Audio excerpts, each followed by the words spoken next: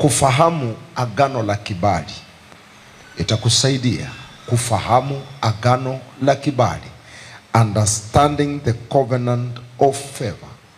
Tulisema kibali ni mtaji wako wa mafanikio. Kama ndoto yako kubwa ni kufanikiwa, anza na kibali. Kama matamanio ya moyo wako unataka Mungu akufanikishe, tafuta kibali. Hapa ndio nafahamu Biblia ilipoanza na kusema utafuteni kwanza ufalme wa Mungu na haya yote mtazidishiwa. Kibali ndio mtaji wako wa kwanza kama unatafuta kufanikiwa. Mungu anataka kutosheleza mahitaji yako, lakini anza na kile ambacho kinahitajika kwanza. Tulitumia mfano wa Yusufu. Ameuzwa Misri. Yeye ni kama mtumwa. Lakini Biblia inasema Yusufu akastamili sana. Tulienda na kitabu cha Mwanzo sura 39 na mstari wa kwanza. 39 Mwanzo mstari wa kwanza na wa pili. 39 mstari wa kwanza na wa pili. Mstari wa kwanza na wa pili. Biblia inaongea kuhusu Yusufu. Anasema Yusufu akaletwa mpaka Misri. Toa ile andiko. Yes. Mstari wa kwanza na wa pili. Biblia inasema basi Yusufu akaletwa mpaka Misri. Naye Potifa akida wa Farao, mkuu wa askari, mtu wa Misri, akamnunua. Hebu fikiria, umeuzwa uende utumikishwe. Umeuzwa kwa sababu umekataliwa na kaka zako. Umeuzwa kwa sababu wanaona haufai.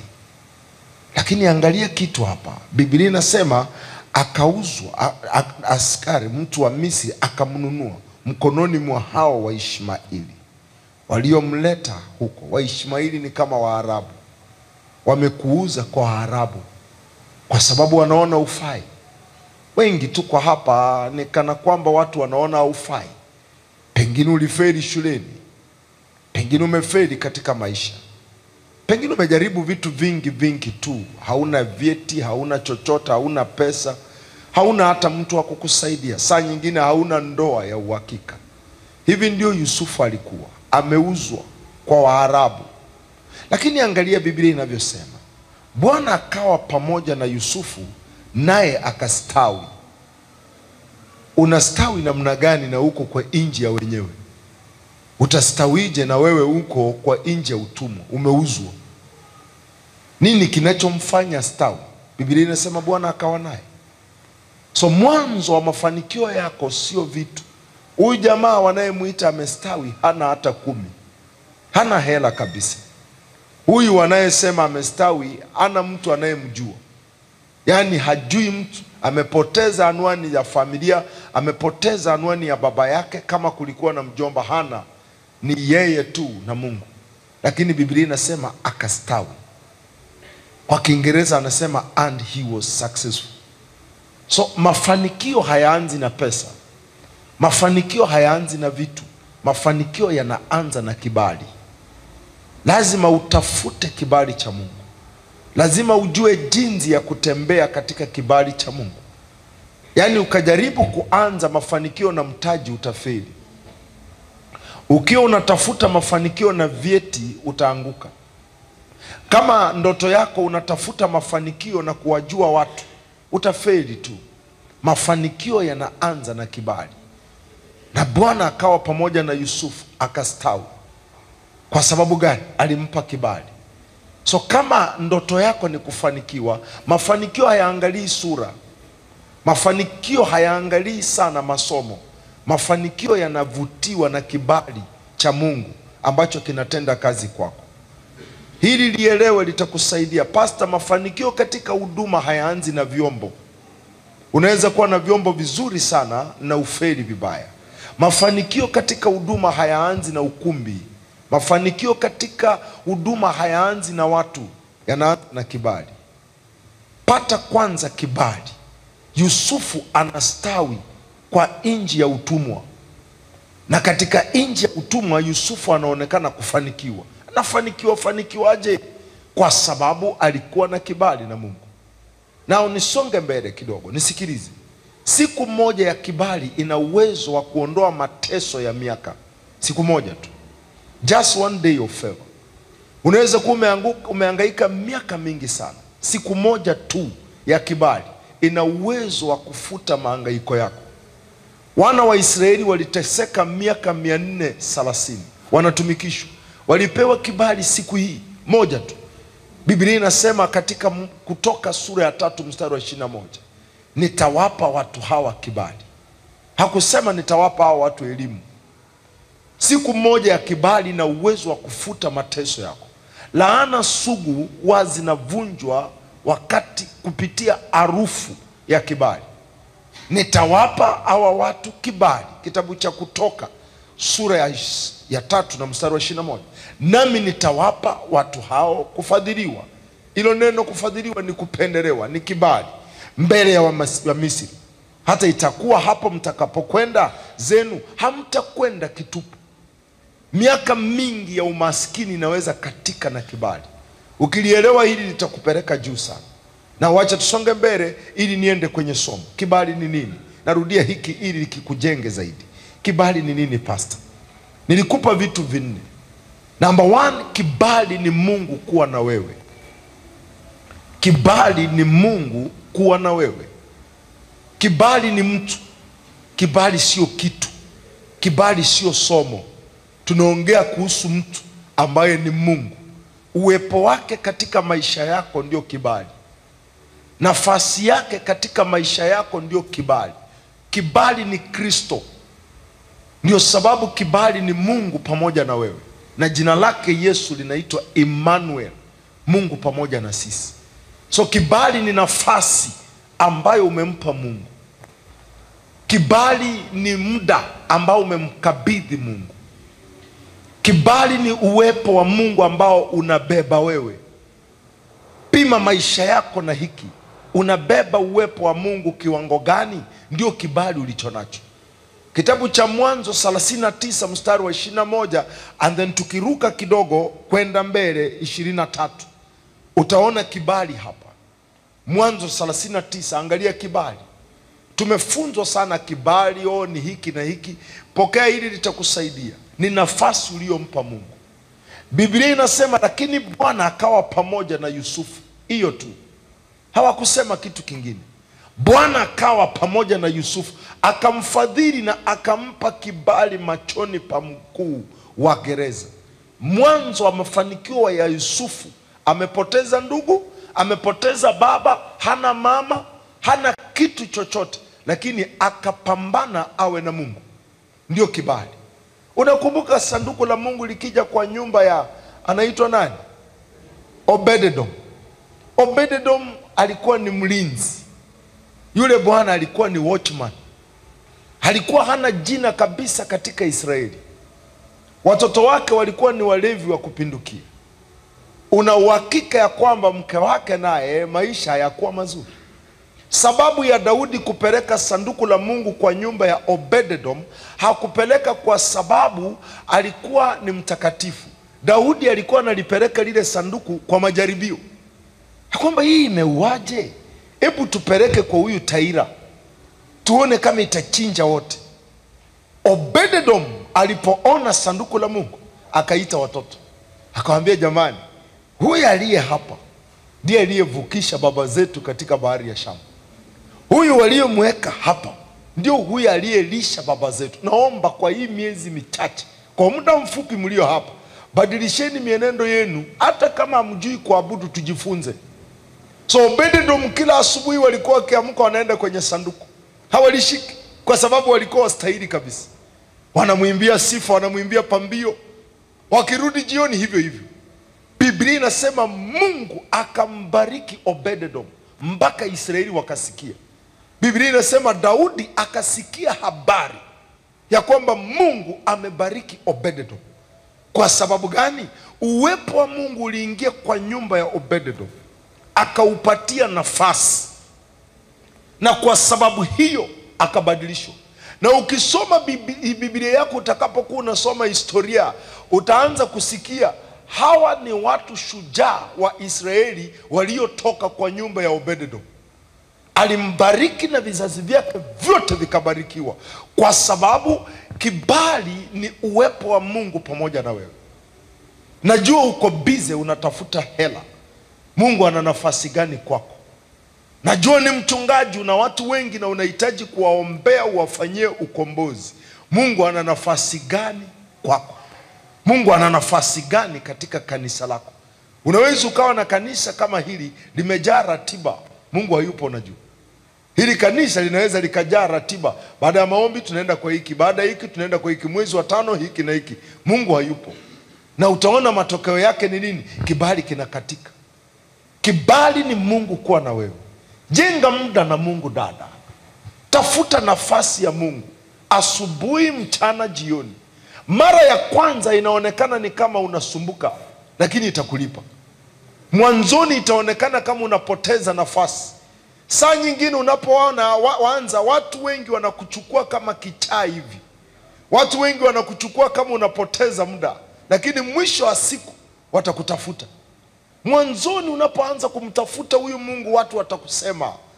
Watu wataona kama unapoteza muda, watu wataona kama umechanganyikiwa. Lakini sikiliza, unatafuta kibali. Na kibali kitakapoanza kujibu, wote hawa watakushangaa. Kibali ni Mungu kuwa pamoja na wewe. That's why safari yako ya kumtafuta Mungu ina vita vingi. Kwa sababu adui anajua, wengi wanadhani unaomba tu. Wengi wanadhani unasoma tu Biblia uwe mrokole. Hapana. Katika ulimwengu wa roho, ulimwengu wa giza, unajua huyu ameanza kutafuta mtaji. Hebu mzuieni. So watainuka ndugu, watainuka marafiki, zitainuka hali za kukuzuia usimtafute Mungu. Kibali ni Mungu kuwa pamoja na wewe. Namba 2, kibali ni nini? Kibali inamaanisha Mungu kuhusika na kile unachokifanya. Ndio nakubali Mungu yuko na wewe. Anahusikaje na kile unachokifanya? Narudia hiki kwa sababu ndio msingi wa kibali. Mungu anahusika na unachokifanya. Sikiliza mama, Mungu anaweza akawa maishani mwako, lakini haumuhusishi na kila ambacho unakifanya. Usipomhusisha Mungu na mapito yako, hata kuokoa. Usipomhusisha Mungu na uchumi wako, hata kuokoa. Mipaka ya Mungu, mipaka ambayo umemwekea Mungu, ni kila ambacho hujamhusisha. Usipomhusisha Mungu na watoto wako, hata husika nao. Mungu mipaka yake ni kila ambacho hujakiombea. Hapo ndio mpaka wake upo. Biblia inasema katika kitabu cha Mwanzo sura ya 6 na mstari wa 3. Anasema roho wangu, unaona hapa Mwanzo 6:3. Huu ndio mpaka wa Mungu huu. Anasema Bwana akasema, roho yangu haitashindana na mwanadamu milele. Roho yangu haitashindana naye. Sitajilazimisha katika mambo yake. Sitajihusisha kwa kila ambacho sijapewa idhini. Sitaruhusiwa kuingilia kila ambacho hajanifungulia mlango. That's why unatakikana ujifunze kuomba kwa ujumla. Nisikilize kwa umakini sana. Jifunze kuomba kwa ujumla. Pastor, unaweza kuwa unaombea sana washirika wako, lakini huombei huduma yako, na Mungu hata husika naye. Unaweza kuwa unaombea sana wateja wako, lakini huombei biashara yako. Ombea biashara yako ipanuke. Ombea mtaji wako upande. Ombea faida yako itulie. Unaweza kuwa unapewa faida na haitulii. Ombea faida yako itulie. Ombea wateja wako wafanikiwe ili wakaweze kununua zaidi. You see, lazima muhusishe Mungu katika kila jambo. Nina imani sababu inayokufanya wewe unafika mahala pa maombi na unakosa cha kuomba ni kwa sababu haujajua jinsi ya kumuhusisha Mungu kiujumla. Kando na kuombea watoto wako, ombea ndoa. Ni taasisi. Mungu, bariki ndoa yangu, ifanikishe ndoa yangu. Yani lazima ujue kumuhusisha Mungu. Kibali ni Mungu kuhusika katika maisha yako. Katika kitabu cha Mithali sura ya 3, and then mstari ni ule wa 5 hadi 6. Mithali sura ya 3 mstari wa 5 na 6. Anasema, mtumaini Bwana kwa moyo wako wote, wala usitegemee akili zako mwenyewe. Usiwahi tegemea akili zako. Ombea kila kitu. Hapa kwetu wapendwa, tunaombea kila kitu. Tunaombea mpaka hizi nyimbo mnazozisikiliza hapa, mpaka hao wanaoimba. Yani hatujawahi acha chochote hivi hivi tu, hapana. Tunaombea kila mitaa. Mungu, tunaombea watakao toka Kitangiri, tunaombea watakao toka Busweru. Kila kitu. Kwa sababu gani? Tuligundua kwamba kibali ni Mungu kuhusika. Tunaombea neno, tunaombea everything. Tunaombea uchumi, kipato cha kanisa, tunaombea kila kitu. Ukija hapa asubuhi utapata kila mahala, milango yote tunaiombea. Ya kwamba Mungu inawezekana inawezekana nikihubiri amesinzia. Sasa akipita mlango huu, acha akutane na baraka. You see, ombea kila kitu. Biblia inasema katika njia zako zote. Hilo neno mkiri kwa Biblia ya Kiingereza linamaanisha muhusishe Bwana. Katika njia zako mkiri yeye au muhusishe yeye, naye atayanyoosha mapito yako. Kibali ni Mungu kuhusika na unachokifanya. Hebu chukua muda, usiombe tu Mungu nipe, ombea uchumi wako kwa ujumla.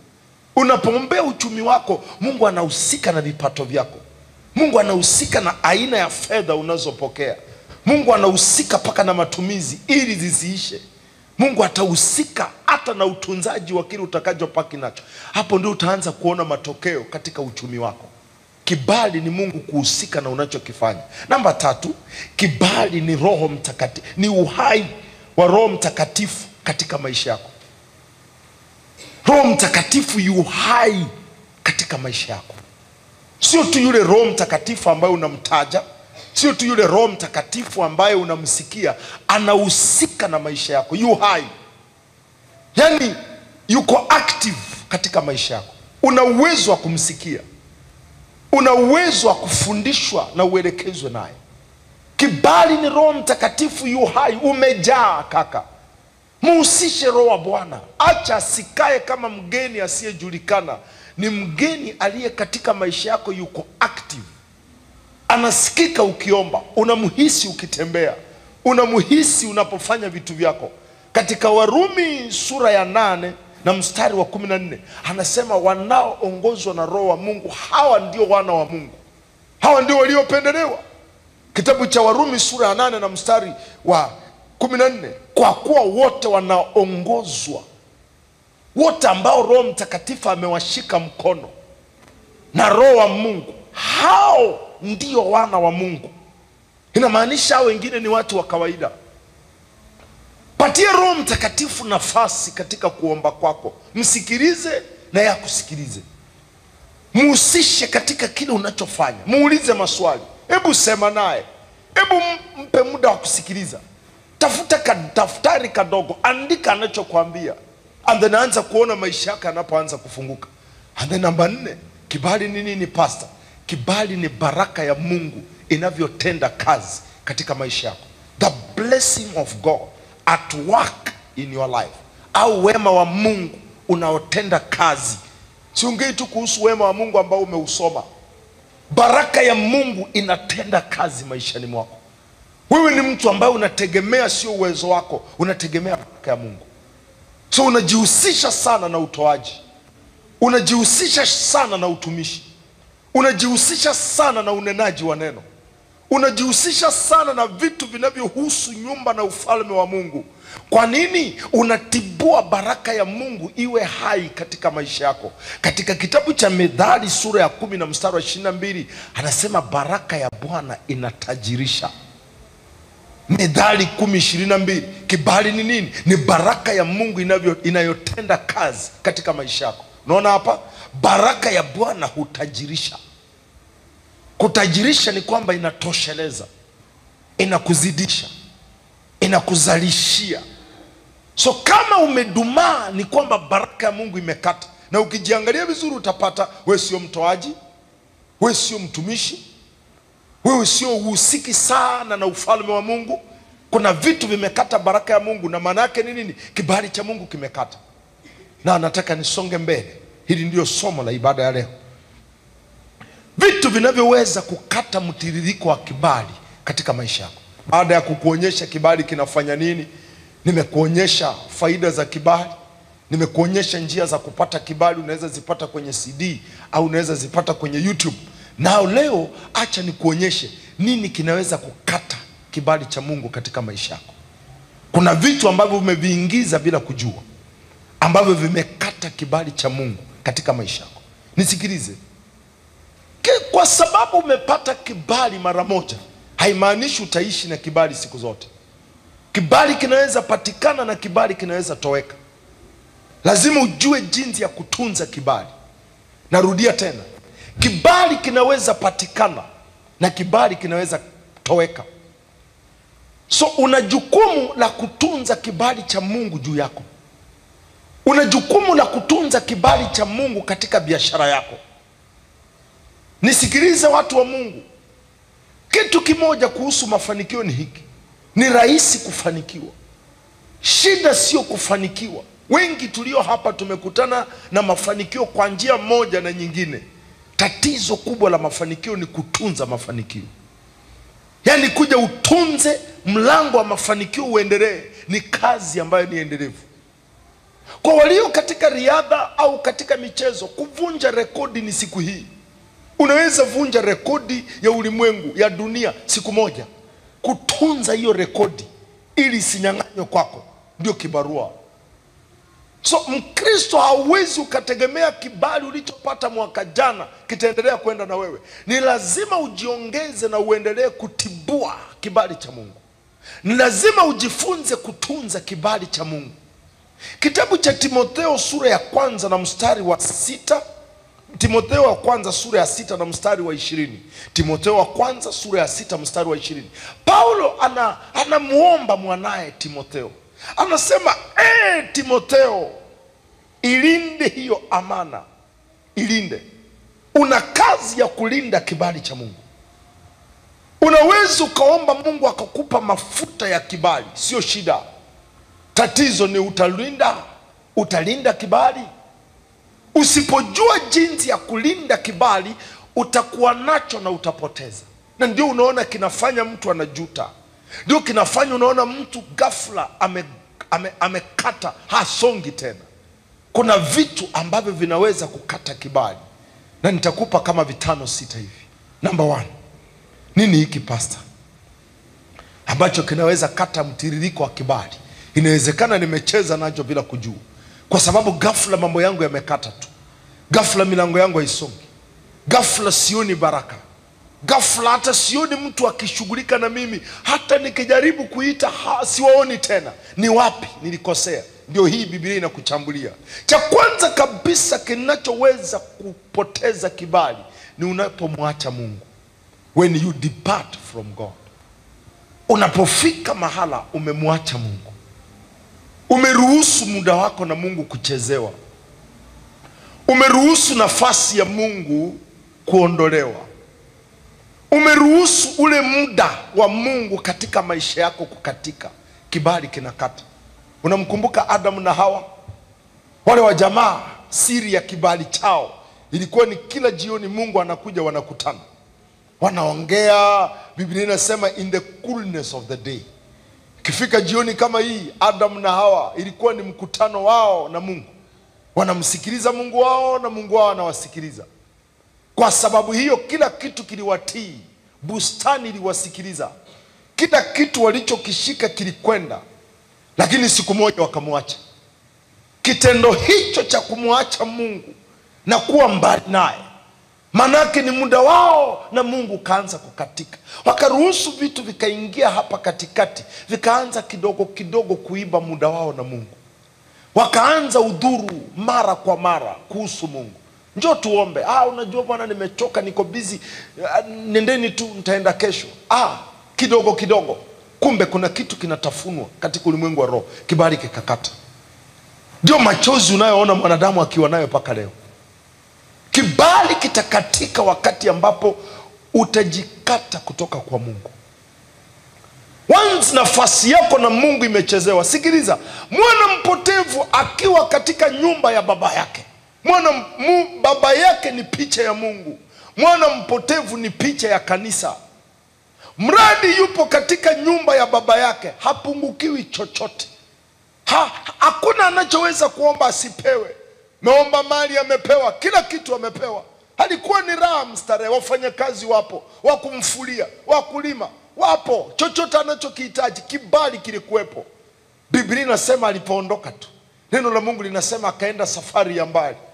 Kaacha baba yake, hamna simu, hamna mawasiliano. Hakuna hata kumwamkua tu wa asubuhi. Hakuna cha kumwambia taarifa zake baba yake alikuwa ajui. Alishuka paka kiwango cha kula na nguruwe. Kaka, haujarogwa. Angalia muda wako na Mungu. Angalia mahali ulipomwacha Mungu. Unaweza fika mahala mpendwa, pesa ni mtego. Na mbio ya kutafuta hela ni nzuri sana, ambayo adui anaitumia kama ndoano ya kukuiba kutoka kwa Mungu wako. Majukumu yanaweza yakatumiwa na ibilisi yakakuiba kutoka kwa Mungu. Marafiki wanaweza wakatumiwa na ibilisi yakakuiba kutoka kwa Mungu. Shughuli zinaweza tumiwa na ibilisi zikakuiba kutoka kwa Mungu. Kaka, sikiliza. Angalia uone mitume. Wale wa jamaa walikuwa na upako unadondoka. Adui akabuni njia. Tufanye nini tung'oe hawa jamaa? Tufanyeje? Akaleta wahitaji, wajane. Akasema sukumeni wajane. Wakaanza kulalamika ya kwamba sisi hatupewi chakula, sisi hatushughulikiwi, nini. Lengo, wanataka Petro waache maombi, waache neno, waende wahudumie. Petro akacheki katika ulimwengu wa roho, akacheki akajua huu ni mtego.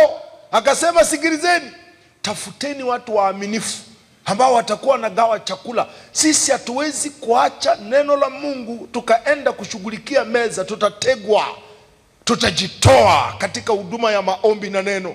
Tutapiga kambi na huyu Mungu. Wakaweka watu, adui akapoteza. So saa nyingine unaweza dhani ya kwamba umepata baraka, lakini sikiliza, baraka yoyote ambayo itaanza kujadili muda wako na Mungu ni mwizi wa kibali. Mlango wote ambao utaanza kuleta majadiliano na muda wako na Mungu, muda wako wa kuamka hata binafsi wa maombi umekata. Muda wako wa kulisoma neno umekata. Muda wako wa kuhudhuria ibada umekatika. Muda wako wa kushiriki hata tu meza ya Bwana katika nyumba ya Bwana umekata. Muda wako wa utoaji umekata. Sikiliza, usidhani unamdhuru mchungaji, unajidhuru wewe. Kibali cha Mungu kinaibiwa. Ni rahisi kukipoteza, kuja kukirudisha itakuwa kazi. Utaiona hapa katika Biblia yako. Kitabu cha Luka sura ya 15 mstari wa 13 hadi 14. Mwana mpotevu huyu, angalia maisha yake ghafla. Mwana wa tajiri ghafla maisha yamebadilika. Nguo ziliparara ghafla. Sura ilibadilika ghafla. Mlo wake ukabadilika. You see, kuondokewa na kibali kinaweza badili kila kitu ghafla. Everything about you.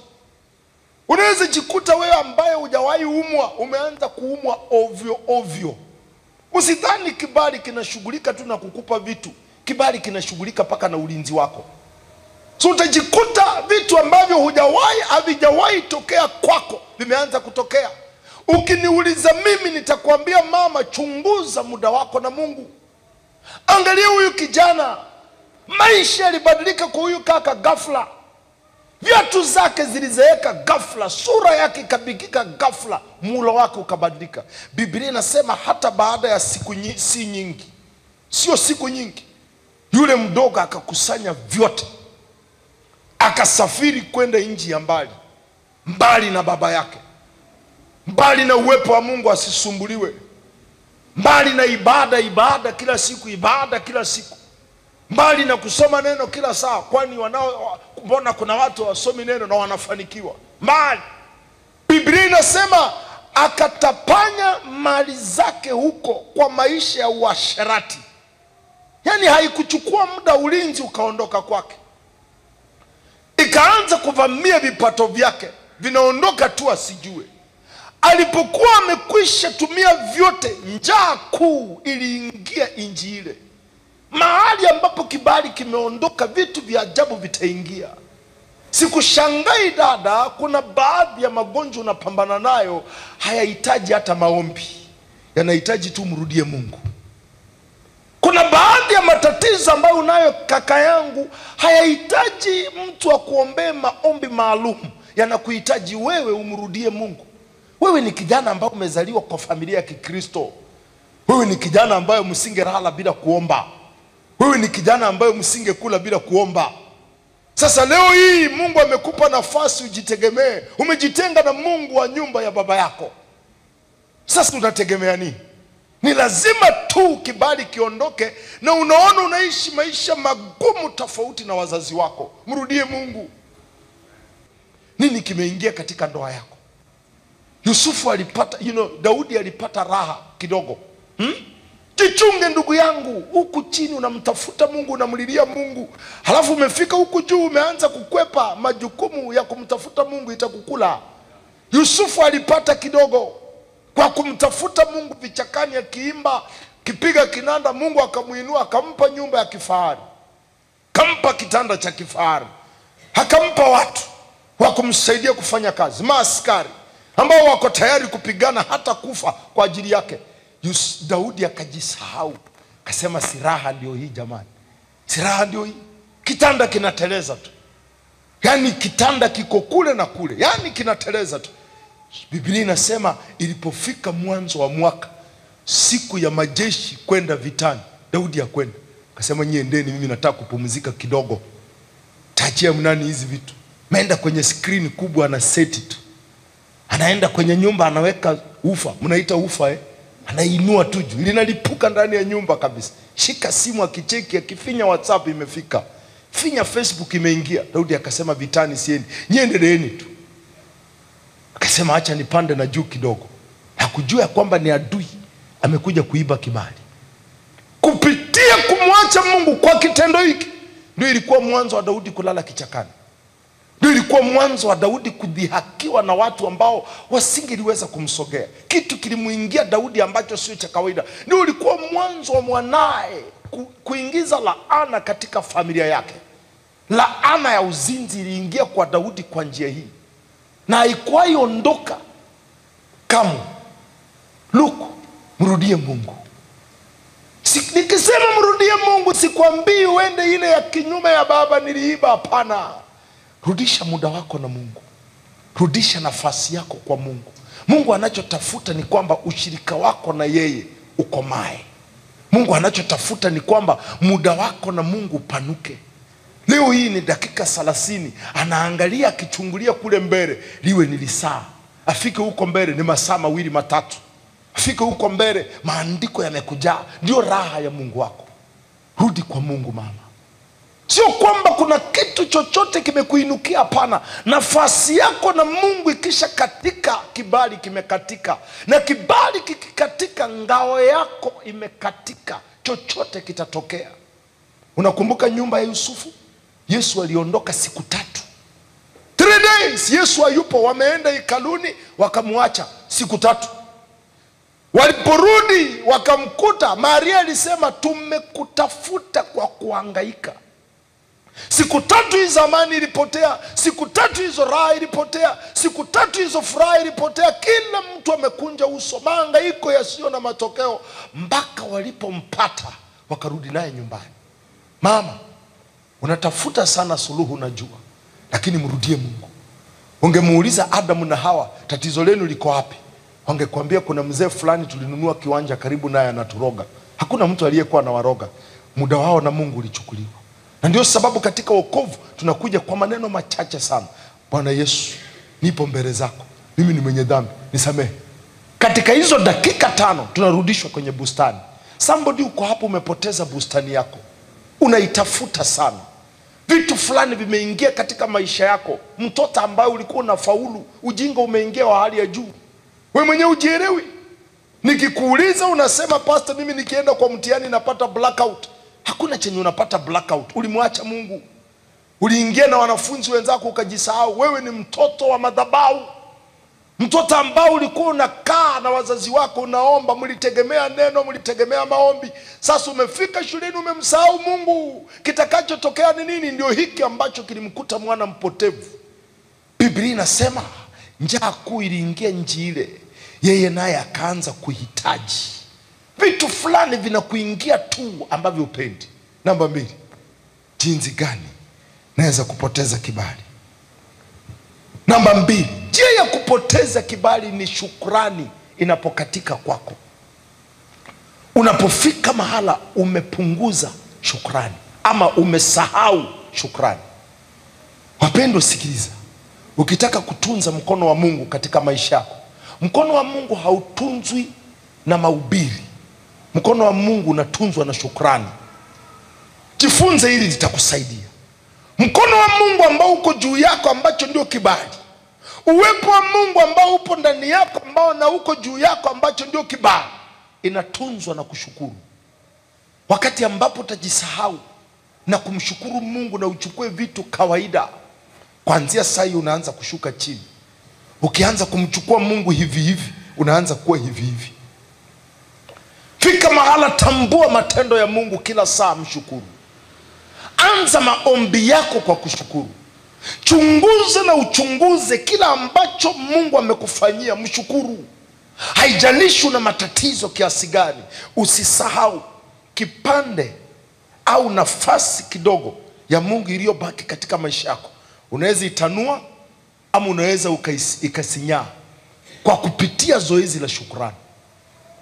Once umekuwa Mkristo ambayo kinachokutangulia ni mahitaji, kinachokutangulia ni shida, kinachokutangulia ni matatizo, umesahau chema ambacho Mungu anakufanyia.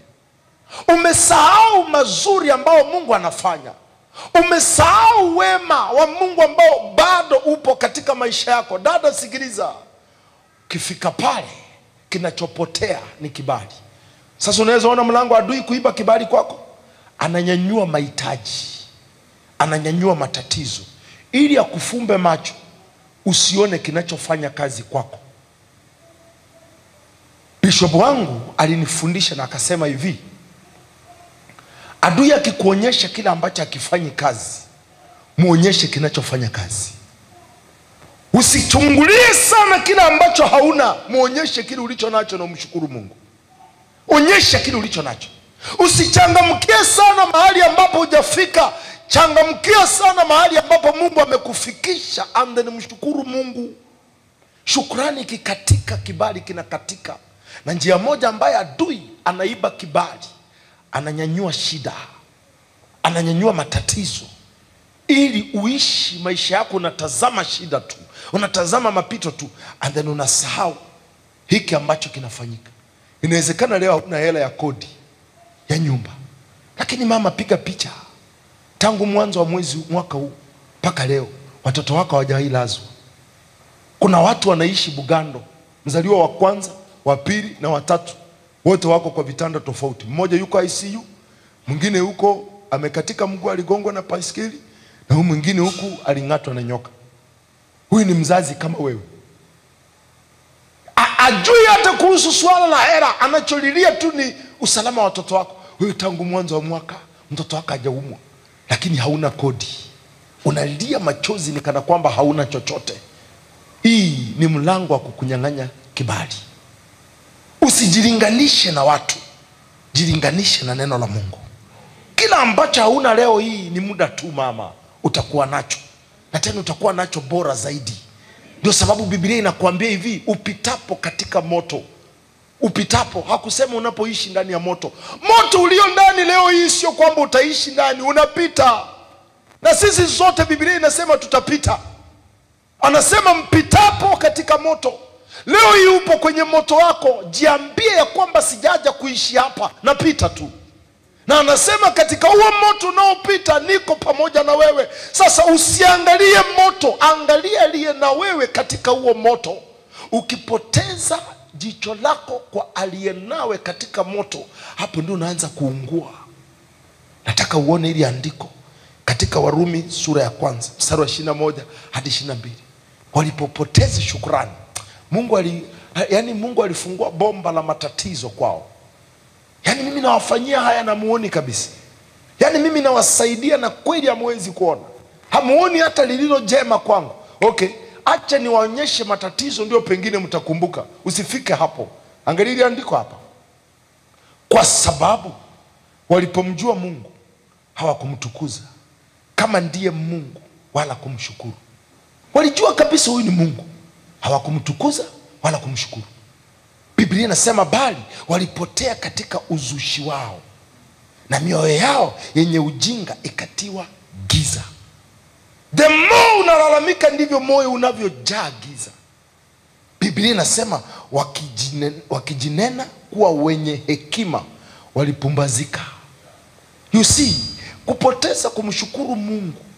Unaona vile feni inavyopiga kwa nyumba inapepeta. Kazi ya feni ni nini? Inazuia mbu wasiingie, inazuia vumbi lisiingie, inapepeta vitu fulani, inaweka hewa iwe fresh, isiwe nzito. Ndio kazi ya shukrani. Inapepeta akili yako isibebe ujinga. Inapepeta roho ya hekima iendelee kutenda kazi. Unapokata shukrani, ujinga unaingia, hekima inakatika. Unafanya maamuzi, kila maamuzi unayofanya unajutia, ndio ulalamike zaidi. Siwe mwenyewe umeweka kanda ya kumtukuza ibilisi. So ibilisi anakuambia imba mno, ikiisha anarudisha nyuma, anaiweka tena. That's why shida haziishi. Shukrani ni njia moja ya kukata mzunguko wa matatizo. Anasema wakijinena kuwa wenye hekima walipumbazika. Sijui kama limeishia hapo. Walipumbazika kabisa. Aligeuza akili zao kabisa zikawa kitu kingine. Makosa yao ni nini? Hawakumshukuru Mungu. Mama, hebu jaribu kuangalia nyuma. Inawezekana una mtoto hapa, lakini licha ya kwamba una mtoto, hauna tatizo lolote la kiafya. Ni hiyo tu kutokuwa na mtoto. Mshukuru Mungu. Somebody yuko ICU, jicho limeng'oka. Ukimwambia leo hii apate mimba, atakwambia achana na mimba, nirudishie tu jicho langu. We uko hapa unalalamika mno, mimi mtoto. Tulia. Mshukuru Mungu amekupa tumbo la uzazi. Hauwezi jua na kuandalia nani ambaye anataka azaliwe kwenye hilo tumbo. Mama yoyote ambaye alichelewa kupata mtoto hakuwahi zaa mtoto wa kawaida. Walizaa watoto ambao walikuwa kiagano kabisa. So kuchelewa haimaanishi kwamba hutapewa. Acha kulalamika. Mshukuru Mungu kwa vizuri ulivyo navyo. Hauna kazi leo hii, hauna ajira leo hii, mshukuru Mungu ya kwamba uwezo wa ajira upo. Ikishindikana kupata kazi, tafuta jinsi ya kutengeneza kazi. Ikishindikana kabisa ya kwamba uwezi ukapata kazi, vyeti vyako havikubaliki, hebu jikubali mwenyewe, anzisha cha kwako. Anzisha cha kwako. Tafuta jinsi ya kumshukuru Mungu. Brother, umepata max 40, badala ya kulalamika na kunungunika zaidi, mshukuru Mungu kwa 40. Kuna yule amepata 0 na kuna mwingine amepata X. Hata max yenyewe hayakuwepo. Kwa kila jambo kuna jinsi. Look, nisikilize watu wa Mungu. Ungelikuwa na uwezo wa kuangalia katika ulimwengu wa roho, ungelijua ya kwamba ulipoteza kitu fulani, Mungu ndio sababu ukupoteza kila kitu. Ungeliona vita ambavyo adui aliibua akitaka kufagie wewe. Ndio sababu Yesu alipofika kwa Lazaro alimshukuru Mungu. Nilijiuliza, Mungu, mbona Yesu anashukuru Mungu? Alikuwa anamshukuru Mungu kwa sababu hawakufa wote. Martha na Maria hawakufa. Ndio sababu aliuliza, mmemzika wapi? Hivi angekuja apate Martha amekufa, Maria amekufa, wote wameenda, nani hata angemuita? Nani angemwambia yupo? So alikuwa anamwambia, Baba asante, unanisikiliza kila siku. Nilipoomba ulinzi wao haukuruhusu wote waangamie, huyu mmoja nitamtoa. Shukrani ni njia moja ambayo itatunza kibali au kunungunika kukate kibali. Namba 3, jinsi gani unaweza kupoteza kibali?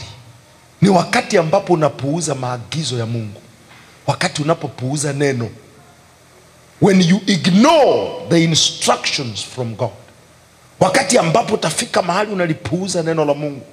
Mungu anasema na wewe mama. Mungu anasema na wewe dada. Mungu anasema na wewe kijana. Sikiliza dhamiri yako. Sikiliza mahubiri. Sikiliza hili neno ambalo anakufundisha. Utakapolipuuza, kibali kinakata. Hakuna kitu kinachomkwaza Mungu kama kukutana na watu ambao hawana nafasi kwa neno lake. Yaani hiki kinaweza kufanya jamii nzima iangamie, kwa sababu Mungu na neno lake hawaachani. Anajua ukipuuza neno lake umempuuza. Hebu angalia ndani ya moyo wako. Ni maagizo gani haya ambayo Mungu amekuwa akikupa umeyapuuza? Somebody uko hapa, nitakuweka tu vizuri. Umepuuza vitu vingi sana. Mungu amekwambia samehe, wewe una sababu zako. Mungu amekwambia mtolee zaka, wewe una sababu zako. Mungu amekwambia umtumikie, wewe una sababu zako. Mungu amekwambia umtii mume wako, wewe una sababu zako. Mungu amekwambia umpende mke wako, wewe una sababu zako. Hizi sababu zako ulizo nazo ndio msumeno unaochonga mti wa kibali ambao Mungu aliupanda kwako.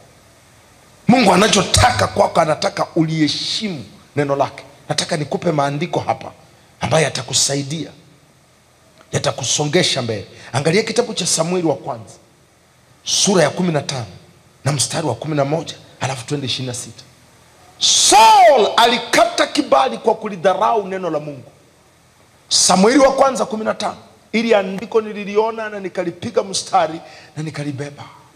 Unavyoendelea kulidharau neno la Mungu na kulitolea maelezo, ndivyo unavyoendelea kuporomoka kwenye kibali. Kibali kinakata unapolipuuza neno la Mungu, unapopuuza maagizo ya Mungu. Anakuambia nini ufanye ambacho haufanyi. Angalia hili andiko. Najuta, huyu ni Mungu huyu. Najuta kwa sababu nimemtawaza Sauli awe mfalme. Mungu anasema najuta kumbariki huyu. Najuta kumpa huyu kaka cheo. Usifike hapo. Najuta kumtia mafuta huyu. Najuta hata kumpa wito.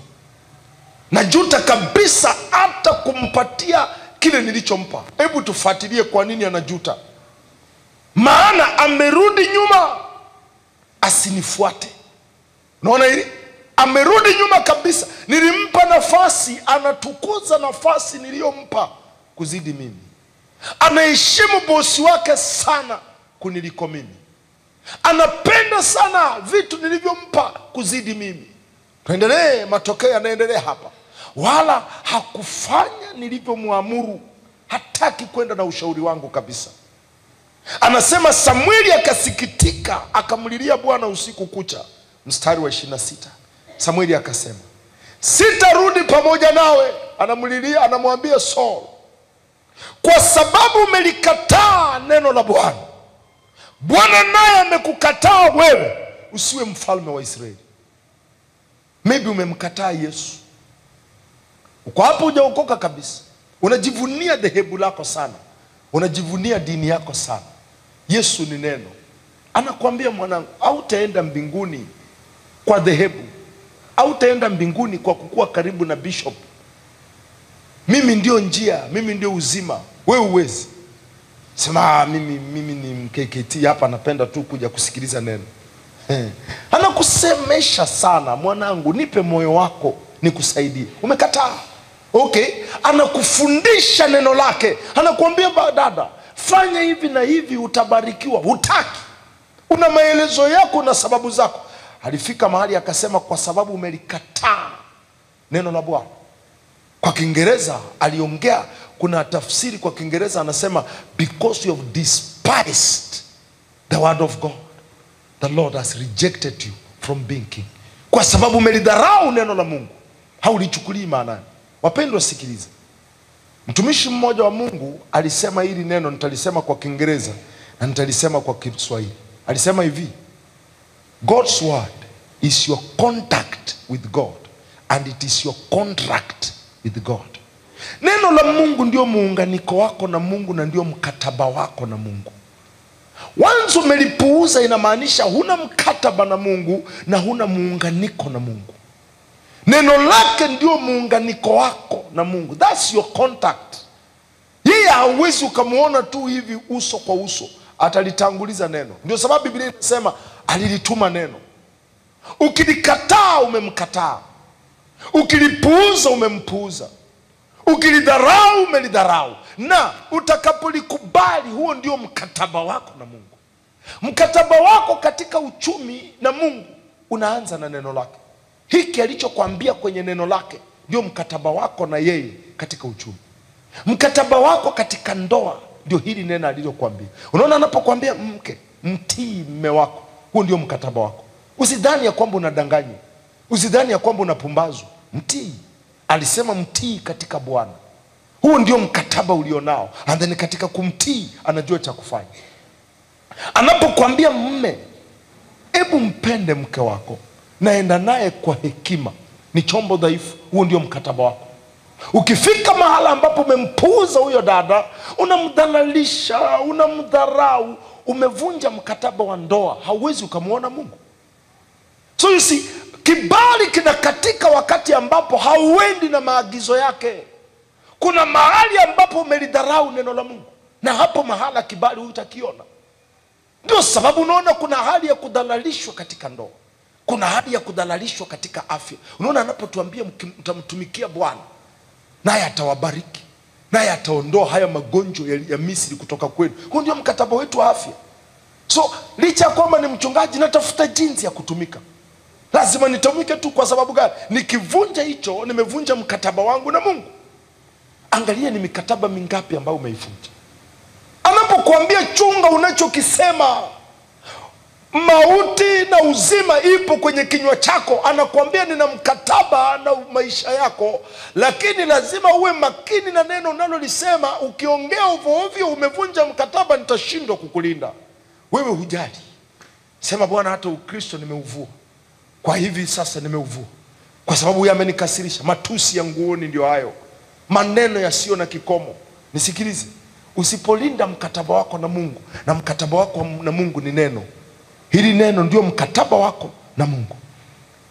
Neno la Mungu ndio chanzo cha kibali kwako. Kitabu cha Mithali sura ya 8 mstari wa 34 hadi 35. Neno la Mungu ndio chanzo cha kibali chako. Utakavyolikimbilia, utakavyolikumbatia, utakavyolisogea, ndivyo unavyosogea kibali chako. Wiki nzima bila neno inamaanisha ni wiki nzima bila kibali. Bwana Yesu asifiwe. Mwezi mzima umbali wako na neno ndio umbali wako na kibali. Neno la Mungu ndio chanzo, ndio mfuniko, ndio bomba la kibali. Unaona ile andiko? Anasema, anaheri mtu yule anisikizaye, akisubiri siku zote malangoni pangu. Malangoni pangu ni wapi? Hapa. Lazima ujue malango ya neno. Malango ya neno ni Biblia yako.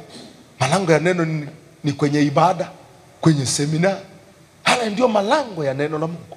Anasema, subiri kila siku kwenye malango yangu. Hakikisha upo kwenye malango ya neno. Kama haulisomi, unasikiliza. Kama haupo kwenye mkutano, unakanda. Sijui unafanya nini na muda wako. Sogea kwenye malango. Anasema, akisubiri siku zote malangoni pangu, akingoja penye visingiti vya milango yangu. Maana yeye anionaye mimi aona uzima, naye atapata kibali kwa Bwana. Kwenye neno la Mungu tunazoa kibali. So hausomi hii Biblia pastor ili uhubiri. Unasoma hii kitu ili ujaze kibali.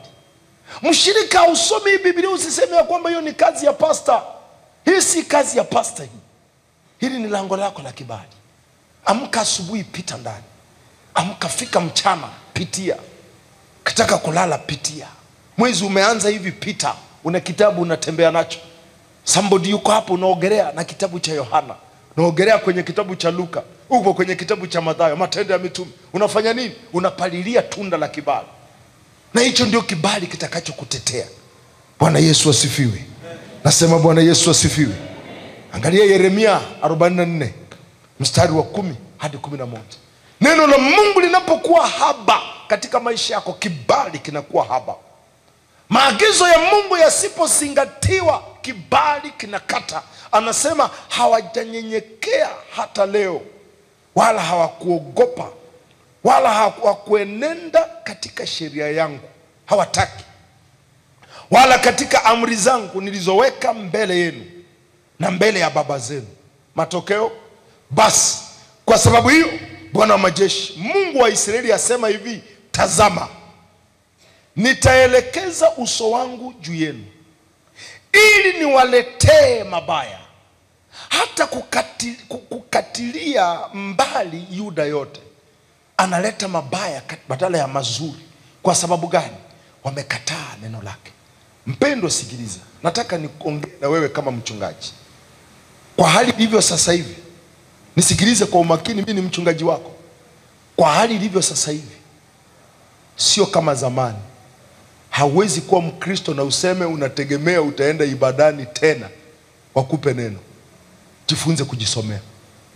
Kwa hali ilivyo sasa hivi, hauwezi ukajua nani anakuja kwa ajili ya maslahi yake. Hauwezi ukajua ni nani ambaye yuko katika utafutaji. Sisi zote tuwe wanafunzi wa neno, ili sisi zote tutembee katika kibali, ili ukija upate nimepungukiwa, wewe umejaa. Yani jenga haya maisha, yatakusaidia, utanikumbuka baadaye. Jiweke katika maisha ambayo wewe mwenyewe unajisomea neno. Jitahidi uwezavyo unajisomea hili neno. Kuwa na masomo yako ambayo unayasoma kwa neno. Jijaze na vitabu, jijaze na kanda. Kuwa mtafutaji. Kwa nini Daudi awe na neno? Anasema kama ayala atamanivyo maji ya mto, ndivyo nafsi yangu inakutamani. Nafsi ya Daudi ilikuwa inalilia neno la Mungu. Hakutegemea kuhani. Daudi hakutegemea kuhani. Daudi alitegemea kiu chake kimpe Mungu, na akampata. Mtu wa Mungu, fika mahali una ratiba ya kulisoma neno. Elewa neno. Alisema ufahamu mwema unaleta kibali. Ufahamu mwema unaleta kibali. Namba 3. Naamini namba 4. Namba 4. Jinsi gani naweza poteza kibali, pastor? Kibali kinapotea kupitia kiburi na majivuno. Pride and arrogance. Una uwezo wa kupoteza kibali kwa sababu ya kiburi na majivuno. Kaka, weka kichwa chako level. Mungu anakuinua level. Yesu aliongea neno la nguvu sana. One day nitakuja kuwafunza hapa. Alisema iweni wapole kama njiwa na muwe na hekima kama nyoka. Ilinisumbua miaka mingi sana kutaka kujua nyoka ni nini cha kujifunza kwake. Yani miaka mingi nilihangaika kweli. Sikuwahi pata mtu wa kuniambia. Na nikaanza kutafuta. Na siku moja nikakutana na kitabu Hekima ya Nyoka. Kiliniponya saa hiyo hiyo. Na hicho kitabu nikwambie kilinisaidia katika uongozi wangu mpaka kufika mahali nilifika. Yani mahali nilifika na hekima ya nyoka. Hasa utashangaa nyoka kivipi. Moja wapo ya hekima ya nyoka ni hii. Unaona hapa mahala tulipo hapa, sio kwamba nyoka zipo. Nyoka zipo. Hivi vichaka hivi, nyoka si. Lakini kwa nini hawaonekani? Nyoka anajua nikisema nitoe kichwa changu saa hii na watu wako ibadani nitakufa. So jamaa anaficha kichwa chake. Amesubiri. Nyinyi wote mkiondoka, anasikia vyura vinalia choro choro. Anajua mwanadamu hayupo. Anatoka. Ameanza kuwinda. Akishapata anarudi ndani, anakaa, anatafuna alichowinda. Nyoka anajua sana kuficha kichwa chake. Na ndio sababu anaishi. Naweza sikia na miaka 10 na kitu, miaka 20 na kitu, bila kuguzwa popote. Hana alama kwenye mwili wake. Kwa sababu gani? Amejua jinsi ya kuficha kichwa chake. Kiburi kina uwezo wa kukunyang'anya kibali. Nataka nikupe mfano. Ulishawahi soma historia ya Reinhard Bonke? Chochote ulicho nacho leo hii, tambua ya kwamba Mungu amekupa. Popote ulipo leo hii, tambua ya kwamba Mungu amekuweka. Kiburi ni nini, pastor? Hebu nieleze kiburi ni nini, pastor? Kiburi ni unapojiona wewe ni bora sana kuliko wengine. Ndio definition ya kiburi. Yani unajiona kama wewe ni bora kuliko wengine. Look, Mungu hajawahi tengeneza mtu awe mmoja. Mungu siku zote anaenda na timu. Huyu atachanga hiki, huyu atachanga hiki, huyu atachanga hiki, alafu watatengeneza mwili. That's why hakuna siku mguu unasonga. Kwa nini ulisonga? Kuna akili ilisema songa. Mkono ukasukuma. And then huu mwingine ukaipatia huu ushirikiano, ukabaki nyuma. Naamini utumbo nao ukastuka kidogo, ikasonga. Siku hii itasema ya kwamba mimi ndio nabeba hii. Ndio mwisho wake.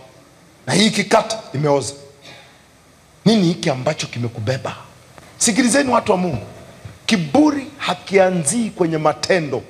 Ukiona matendo ya kiburi, ule moyo umeoza. Kiburi kinaanzia moyoni. Kiburi kimeshawahi mtupa Lucifer. Unajua Lucifer ndiye alikuwa anaongoza kwaya mbinguni. Mungu alikuwa na malaika 3 tu. 3. ambao ndio walikuwa viongozi wake. 3. Viongozi wa Mungu walikuwa watatu tu. Alikuwa ni Michael, Gabriel na Lucifer. Hao ndio malaika watatu wa Mungu. Mungu hajawahi replace Lucifer. Badala ya kureplace malaika mwingine, akakupa hiyo nafasi. Gabriel alikuwa anasimamia kitengo cha ujumbe. Yeye ndiye alikuwa analeta habari. Michael alikuwa anasimamia kitengo cha vita. Lucifer alisimamia kitengo cha sifa. Wasee 24 na malaika wote wanaoinama chini ya Mungu walikuwa kwa amri ya Lucifer. So Lucifer akafika mahali akasema, mbona ni msifu huyu peke yangu? Kwa nini na mimi hawanisifu hata moja? Akapanga tukio la kumpindua Mungu ili wamsifu yeye. Wale unaoita mapepo, hao walikuwa ni malaika waliokuwa wanasifu mbinguni. Somebody yuko hapa, kinachokukata baba na mafanikio yako ni nini? Kitu kinakwambia mimi ndio namsaidia sana huyu dada. Nisipo kama sio mimi, wewe utakuwa nini? Wewe ni nini kwangu? Hey, nisikilize. Acha aondoke. Hapo ndio utajua nafasi yake. Hapo ndio utajua mahala pake. Kuna kitu katika ndoa kinaitwa kanuni ya 20-80. Ni kanuni hatari sana katika ndoa. 80-20% principle. Hii ni kanuni hatari katika ndoa. Na kanuni hii inatakikana siku zote ikuweke mnyenyekevu. Unajua maana hii kanuni? Unaweza ukawa na mme au mke ana 80%, 20 hana, kwa sababu anaendelea katika ukamilifu wake. Sasa katika akili zako ukaamua, mimi natafuta hii 20. Pengine kulingana na wewe hii 20 hajui kuvaa. Pengine kulingana na wewe hii 20 hajui kupika. Pengine kulingana na wewe hii 20 hajui mapenzi. So ukaamua unatafuta 20. Ukapoteza hii 80. Kaiponyesha dharau yote pao kule. Kaka au dada utapata 20. Hebu linganisha 20 na 80.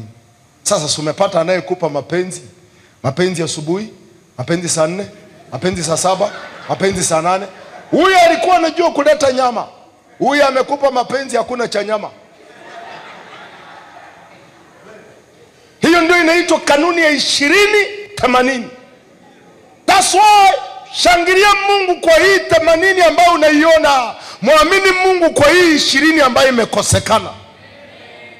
La sivyo kiburi kina uwezo wa kukukata. Wengi wamevunja ndoa kwa njia kama hiyo. Ndio sababu unaona amebeba mizigo, baada ya siku chache anasema halo, naomba tusameane. Aisha anasema hamna. Hayaishi, yanaendelea. Haleluya. Anasema niko tayari hata kuja kwa magoti. Anasema hata ukija unabiringika. Haipo. Uliacha 80 kwa sababu unatafuta 20. Sasa umepata 20, kanayo. Kanayo sasa. Kuna watu ambao aliacha mke kwa sababu hana mtoto. Hii ni 20. 80 huyu dada ana kila kitu cha mke. Fedha zake anatunza, maisha yake anayalinda, heshima amekupa, wazazi wake anawatambua, watu wa nyumbani kwenu anawalinda. Hakufanikiwa kupata mtoto. Akasema mimi lazima nipate mtoto. Nenda upate. Kwanza mtoto ambao umepata, mwizi wa kupindukia. Mwizi kabisa. Huwezi weka pesa kwa koti. Yaani amepita nazo. Bako unafika bado unasema afadhali nisiwe na mtoto. Siwe naye. Toto mwenyewe hana tabia kabisa. Unafika mahali unasema heri wasio na watoto wataingia mbinguni. Ulitafuta 20. Hii ni kanuni ya ndoa. Inaitwa 20-80. 20-80 principle. Hatari. Tafuta wa sura utampata. Tampata wa sura. Lakini atakutoa roho, ndio utajua. Huyu wa kwako ulikuwa hata ukimwambia nyoa, ananyoa. Nyoa, anakuuliza ni nyoe na wembe ama na mkazi. Kimechapa. Kicho ndio hicho wazi kabisa. Kibali kinaweza ondoka na kiburi. Haleluya. Jichunge na ujishuke. Kitabu cha tunashauriwa hapa na kitabu cha Petro wa kwanza sura ya 5 na mstari wa 6. Namaliza sasa hivi. Anasema basi nyenyekeeni chini ya mkono wa Mungu ulio hodari. Nyenyekeeni ili awakweze kwa wakati wake. Nyenyekeeni. Jinsi ya kuinuka kaka ni kushuka. Shuka. Mchungaji, una washirika 100 saizi, watafika 200 hivi karibuni. una kipato cha 300,000 kitafika milioni hivi karibuni, chunga. Weka kichwa chako chini. Usiongee kwa matusi, usiongee kwa majivune, usiongee kwa kudhalalisha wanachokula, kwa sababu Mungu amebadilisha menu yako. Heshimu wanachokula. Usiongee kudharau wanachovaa. Mimi siwezi vaa mtumba, mtumba imelaaniwa kwa jina la Yesu. Hey, kuna wala ambao wanakupa na wanavaa mtumba. Chunga kaka. Mimi siwezi ishi nyumba. No. Nenda pole pole. Kiburi kina uwezo wa kukata kibali ghafla. Shuka. Anytime shuka. Yani hiki ndio Mungu anataka ufanye. Level. Weka kichwa chako level. Na jinsi ya kuweka kichwa level, angalia moyo wako unasema nini kuhusu mume wako, kuhusu majirani. Mungu amekujalia, amekupa kanyumba ka gorofa. Sasa unaona watu juu. Usianze kuongea. Kalia mabati watu wanajenga nayo. Sisi tupo kwa msausi. Hawa bado wako kwa malikiti. Ulikuwepo huko. Ulikuwepo, acha tu waende hivi waombe. Yani nashangaa unaweza lala kwa nyumba kama hii. Kiburi, mzee, kiburi kinakunyoa. Kinanyoa nywele ya kibali kwako. Nini hiki ambacho unacho leo hii ambacho unajiinua sana? Shuka. Una hela, sio wewe mwenyewe. Soma Biblia yako. Anasema Paulo amepanda, Apollo amepalilia, Mungu ndiye ameleta maongezeko.